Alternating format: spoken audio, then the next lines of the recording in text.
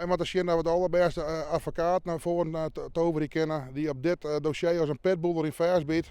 Oud-rietslid Johan Talsma is een doneeractie begonnen om een jochtzaak te beginnen zien de gemeente Noord-Est-Friesland. De ondernemer wil geld ophelpen om een advocaat in te huren om de plan rondom het AZC in Dokkum te keren. Ik ben destijds al benaderd door heel veel bedrijven, hier in de binnenstad en boeten in de Rouen, hier bij de industriegebieden.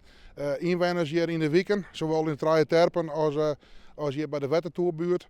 Van Johan heeft destijds de handtekeningactie voor de markt, heeft heel veel mensen op het been gebracht. Kist dus ook helpen. Nou, ik zei, dat is wel mooi, want ik zei, ik ben er al mee bezig. Dus ik zei, we kennen voort los. Talsma zet hem als rietslid van BVNL in de gemeente Noord-Est-Friesland ook in zien de komst van het AZC. Eind april maakte hij bekend op te houden als rietslid. Onder oren troch een gebrek aan tijd. Opvallend dat er nou weer in actie komt. Je hebt een advocaat straks voor, dus die hoef ik alleen maar te voeden en die moet zijn werk weer vieren. Dus dat kost in verhouding minder tijd. En ik merkte gewoon dat heel veel inwoners die er waren gewoon correct deze stap net te maken. Ze willen al graag. En ik snap van bedrijven wel dat die net in die een bier hit natuurlijk hun onkondigen kennen van wie zullen het samen zouden. Dus alle respect voor.